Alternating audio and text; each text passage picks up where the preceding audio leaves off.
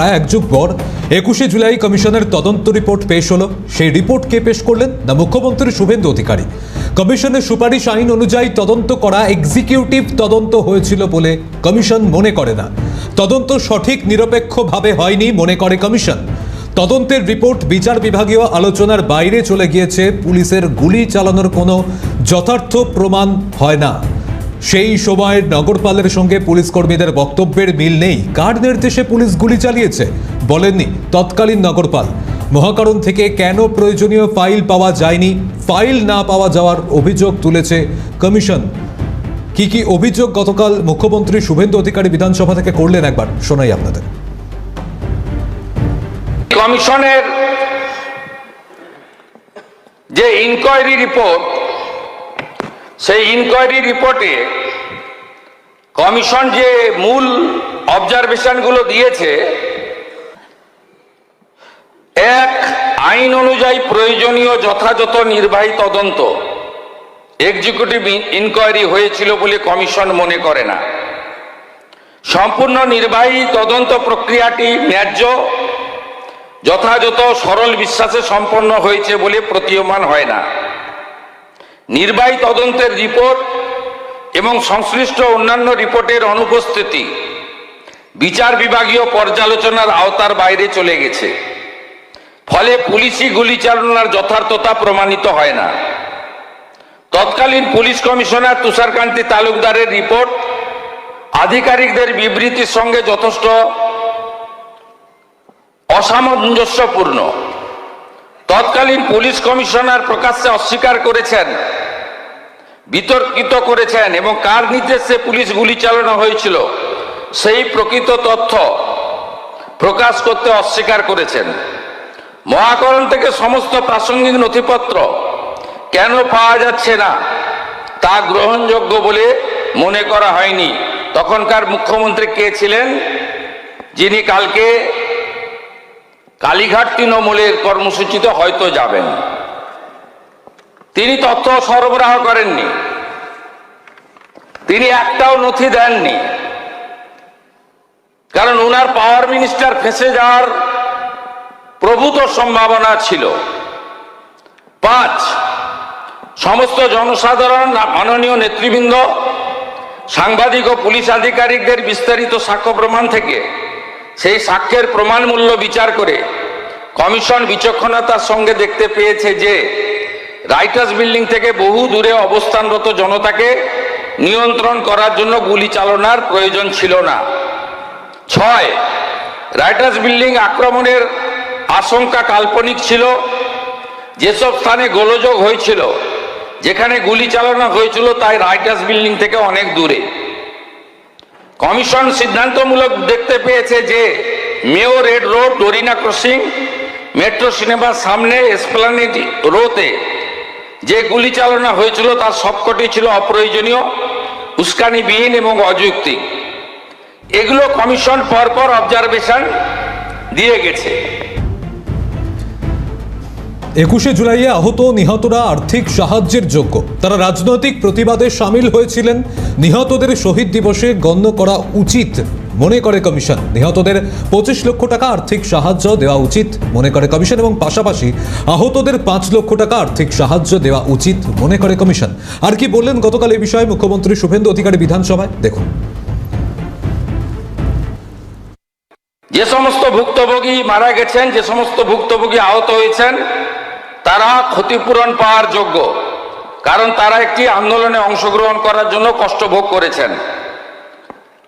মৃত ভুক্তভোগীদের শহীদ হিসেবে গণ্য করা উচিত। কমিশন যে 12 জনকে পোস্টমর্টমের পরে চিহ্নিত করা হয়েছে, তাদের পরিবার, তাদের প্রত্যেককে 25 লক্ষ করে টাকা আর আহতদের 5 লক্ষ করে টাকা দেওয়ার সুপারিশ করছে। কি করেছেন আপনারা? আপনারা মৃতদের দিয়েছেন 2 লক্ষ করে টাকা আর আহতদের দিয়েছেন 15,000 করে টাকা। লজ্জা লাগে না? পরেও আপনারা এইসব করেন। এই রিপোর্ট পেশ করে আহত এবং ক্ষতিগ্রস্ত পরিবারকে বলবো, আপনারা যদি ফ্রেশ এফআইআর করতে চান সে সুযোগ বর্তমান সরকার দেবে। যদি কমিশনের সুপারিশ মতো ক্ষতিপূরণ বর্তমান সরকারের কাছে চান, মুখ্যমন্ত্রী রিলিফ ফান্ড থেকে আমি সেই ক্ষতিপূরণ দেব।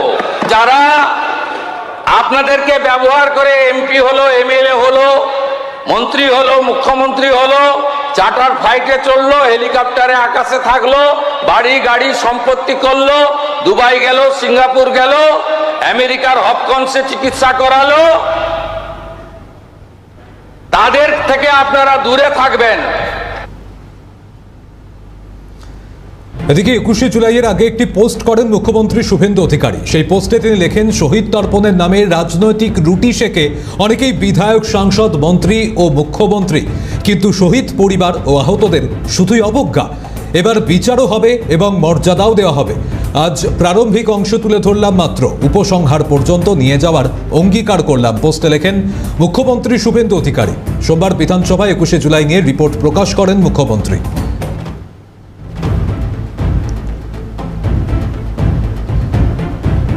এদিকে গতকাল বিধানসভা থেকে মুখ্যমন্ত্রী শুভেন্দু অধিকারী বলেন যে একে একে যে শহীদ পরিবার তাদের পাশে দাঁড়ানোর আশ্বাস দেন।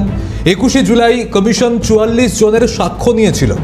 বিধানসভায় জানালেন মুখ্যমন্ত্রী শুভেন্দু অধিকারী, প্রাক্তন মুখ্যমন্ত্রী প্রয়াত বুদ্ধদেব ভট্টাচার্য সাক্ষ্য দেন, প্রাক্তন নগরপাল সহ একাধিক পুলিশ কর্তা সাক্ষ্য দেন, তবে মমতা বন্দ্যোপাধ্যায় সাক্ষ্য দেননি বলে জানান মুখ্যমন্ত্রী Suvendu Adhikari. Sushanta Kumar Chatterjee commission of inquiry, স্বরাষ্ট্র রাজনৈতিক দপ্তরের বিজ্ঞপ্তি নম্বর 6256 P/44/12/11 তারিখ 4/11/2011 রাজ্য সরকার কর্তৃক গঠিত 1993 সালের 21শে জুলাই মহাকরণ অভিযানের তদন্ত।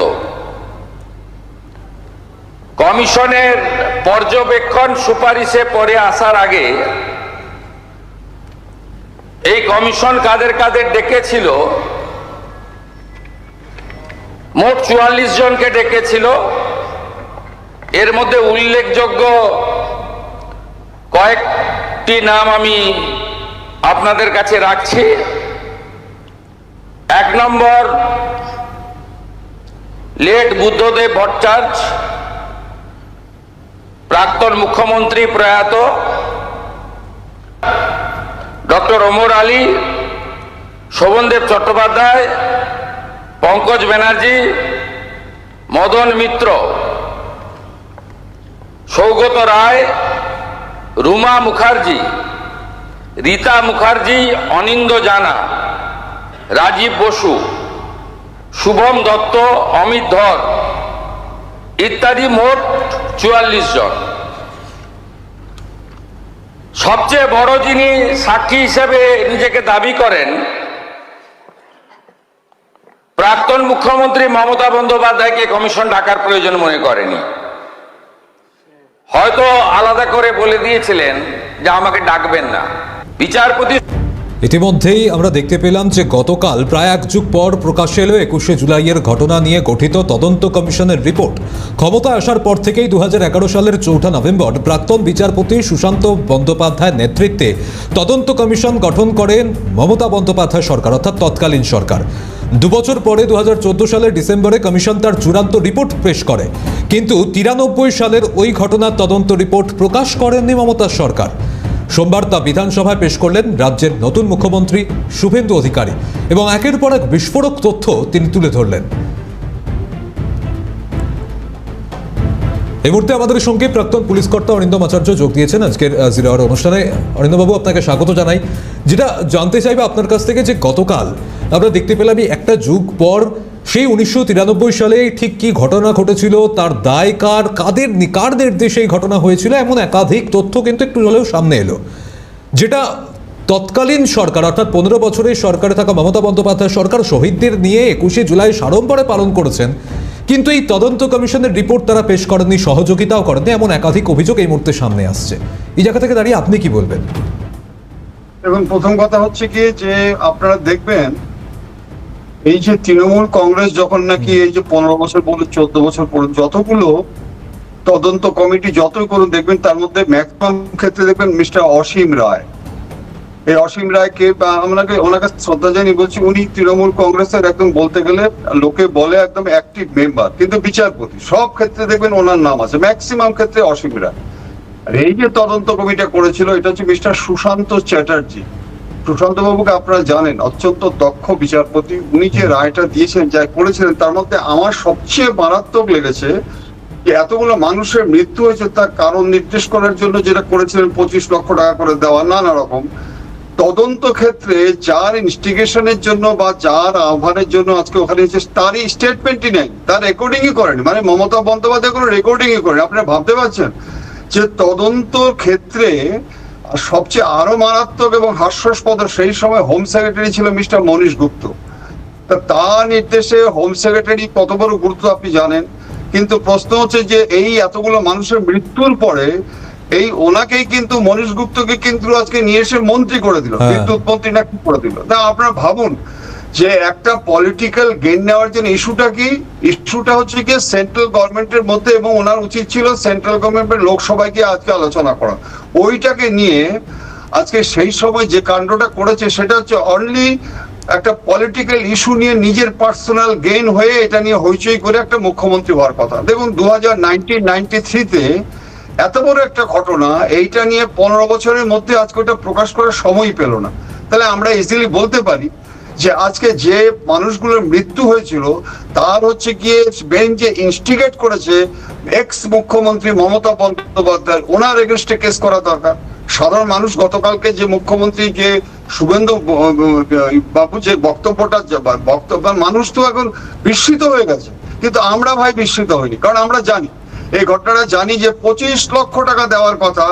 আপনি বলুন কত টাকা দিয়েছে? হচ্ছে মদ খেয়ে মারা গেছে মগরাহাটে, সেই মদ খেয়ে যারা মারা গেছে তাদেরকে টাকা দিয়েছে। কিন্তু মানুষ আজকে ওনার ইনস্টিগেশনের জন্য যারা গিয়েছিল তাদের যে আজকে মৃত্যু হলো, এবং এখানে যে আজকে কমিশনটা করা হয়েছিল, সুশান্ত চট্টোপাধ্যায় স্পেসিফিক্যালি বলে দিয়েছিল যে তাদেরকে পরিবারকে 25 লক্ষ করে দিতে হবে, কিন্তু আজকে কিন্তু টাকাটা দেয়নি, তদন্ত করেনি।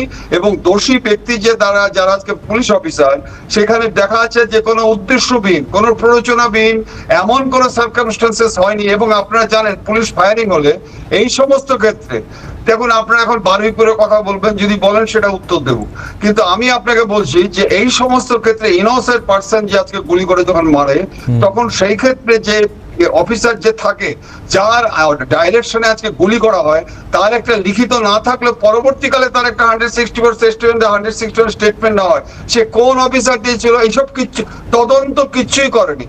অতএব আমার মনে হচ্ছে যে মিস্টার শুভেন্দু অধিকারী যে জ্বালাময়ী বক্তব্য বলেছেন, এটা কিন্তু ইমিডিয়েট, উইদাউট নো টাইম। শুধু তাই নয়, যে আমাদের সরকার সেই 25 লক্ষ টাকা দেবে, এই যে কত আজকে মানবিক দিক থেকে উনি বলেছেন, আমি কিন্তু সেটাকে জানিয়ে এটাই বলবো যে ইমিডিয়েট কিন্তু তাদের এগেনস্টে কিন্তু কেস করা দরকার। এবং একটা জিনিস এই রিপোর্টে উল্লেখ ছিল যে রাইটার্স বিল্ডিং থেকে অনেকটাই দূরেই গুলি চালানোর ঘটনা ঘটেছিল, তার কি প্রয়োজনীয়তা ছিল? দেখুন পুলিশ যখন গুলি করে না, আপনি জানেন এটাকে বলে আমরা বলি হররস অফ ওয়ার, যুদ্ধের বিভীষিকা। রাইটার্স বিল্ডিং দখল করবে এবং গণতান্ত্রিক পথ একটা সরকার, ইন্ডিয়ান কনস্টিটিউশনে কখনো একটা নির্বাচিত সরকারকে কোনোদিনও এইভাবে উৎখাত করতে পারে না, এটা উনি খুব ভালোভাবে জানেন। কিন্তু রাইটার্স বিল্ডিং অভিযান যদি হয়, রাইটার্স বিল্ডিং এর কাছে যাবে, গেট ভাঙবে, কিন্তু এত দূরে যে ঘটনাটা হয়েছে এটা কি মেনে নেওয়া যায়? এবং আমি বললে তো হবে না, এটা তদন্ত কমিটি যখন হয়েছিল, সুশান্ত চট্টোপাধ্যায় যখন এইটা রিপোর্টটা সাবমিট করেছিল, আপনি বললে হবে না, হাজার মানুষ বললে হবে না, কিন্তু এটা কতগুলো সিস্টেম আছে বিচারক এবং যে কমিশন আজকে যে করা হয়েছিল, তার যিনি চার্জে ছিলেন মিস্টার সুশান্ত চট্টোপাধ্যায়, আপনারা জানেন কত বাঘা একজন বিচারপতি। সেই বিচারপতি যে নির্দেশটা দিয়েছিল সেটা পর্যন্ত মানেনি। They refuse to comply with the direction of the justice. ভাবা যায়? তার মানে কি? তার মানে হচ্ছে গিয়ে যে এইটা নিয়ে কেচে গন্ডুস করে দিয়ে নিজের পার্সোনাল গেইন, ভাবতে পারছেন, নিজের এবং পরিবারের পার্সোনাল গেইন এটা করার জন্য আজকে এই হত্যাগুলোকে চুপ করে বসে আছে।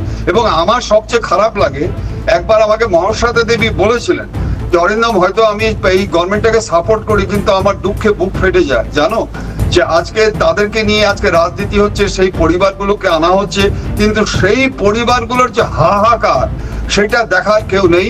এই মমতা ঠিক এই কথাটা বলেছিল, এই মমতা পলিটিক্যালি আজকে গেইন ওভার করার জন্য এই সমস্ত রাজনীতিটা করছে। সত্যি তো আজকে মহাশ্বেতা দেবী থাকলে আমি জানি না উনি কি বলতেন, আমাকে আরো ঘটনা বলে গেছিল, কিন্তু আমি একজন প্রাক্তন পুলিশ অফিসার, আমাকেও কিন্তু ফায়ারিং করতে হয়েছে, এনকাউন্টার করতে হয়েছে, সেটা অন্য ব্যাপার। আপনার এর সাথে আমি আপনাকে বলি 2007 সাল আজকে নন্দীগ্রামে যে ফায়ারিংটা হয়েছিল, 14 জনের মৃত্যু হয়েছিল, আপনি বলুন সেইখানে সেইটা নিয়ে কিন্তু আজকে বারুইপুরের সাথে যখন আজকে বামফ্রন্টের লোকেরা বলে না, তখন হাসি পায় যে আজকে নিরীহ মানুষগুলোকে, ওখানে নিরীহ গ্রামবাসীকে আজকে হত্যা করা হয়েছিল। ছেড়ে দিন, ওটা ইস্যু নয়। যখন আমি এই ইস্যুটাই বলছি, সত্যি এটা কিন্তু একটা ভয়ঙ্কর রিপোর্ট গতকালকে আমরা কিন্তু অনেক আগে জানি, কারণ আপনি বলবেন সুশান্ত বাবু কিন্তু হাওড়াতে থাকে, আমি ওনার বাড়িতে যেতাম, ওনাকে নিয়ে আমি অনেক অনুষ্ঠানে এসেছি এবং বাসন্তীতেও নিয়ে গেছি, কিন্তু উনি আমাকে নীরবে বলেছিলেন যে অরিন্দম তুমি জানো না যে এই সরকার যেভাবে নাকি আজকে মানুষের হত্যা নিয়ে আজকে রাজনীতি করছে, তুমি ধারণা করতে পারবেন না। এটা তো কাউকে বলতে পারছি না, আমার হৃদয় ছিল। গতকালকে Suvendu babu chief minister of West Bengal যে কথাটা বলেছে, এবং after perusing the report submitted by the Sushanta Chattopadhyay, এটা কিন্তু জনগণ আজকে বুঝতে পেরেছে যে কত বড় চিটিংবাজি এবং কত বড় সাধারণ মানুষের আজকে ক্ষতি করে এই সরকার খুনিদের যারা তাদেরকে প্রশ্রয় দিয়েছে, এবং তার যে রিং লিডার তাকে মনীষ গুপ্তকে আজকে মন্ত্রী করে দিয়েছে, ভাবা যায়। অতএব আমার মনে হয় যে আজকে উইদাউট নো টাইম ইমিডিয়েট কিন্তু on the basis of the statement given by the mister Sushant Chatterjee, এটা স্পেসিফিক কেস করে মার্ডার কেস করা দরকার এবং দোষী ব্যক্তিদের এগেইনস্টে আজকে তাদের শাস্তির ব্যবস্থা করা দরকার। এবং অরিন্দম বাবু, আরও একটি বিষয় যে এই যেটা জানা যাচ্ছে যে আরও একটি বিষয় যে তুষারকান্তি তালুকদার অর্থাৎ তৎকালীন পুলিশ কমিশনার, তার রিপোর্টে নাকি অসামঞ্জস্যপূর্ণ, সেদিন কার নির্দেশে গুলি চলেছিল তা তিনি প্রকাশ করতে অস্বীকার করেছিলেন। দেখুন, শুধু তাই না, সেই সময় মিস্টার তুষার তালুকদার কিন্তু পুলিশ কমিশনার ছিলেন এবং উনি অত্যন্ত দক্ষ পুলিশ কমিশনার। কিন্তু আমি জানি না, কারণ এই জিনিসটা আপনার মুখ থেকে শুনলাম, কিন্তু আমি আপনাকে বলছি সেদিনকার যে ঘটনাটা, সেই ঘটনাটা যদি বলেন জমায়েত করার দরকার ছিল আজকে পার্লামেন্টে দিল্লিতে, এটা আমাদের ওয়েস্ট বেঙ্গলের কোনো ইস্যুই নয়, এই ইস্যুটা হচ্ছে সেন্ট্রাল গভর্নমেন্টের। কিন্তু উনি এটাকে তুলে নিয়ে এসে এখানে একটা মানুষকে ভুল বুঝিয়ে যে জমায়েত করেছে।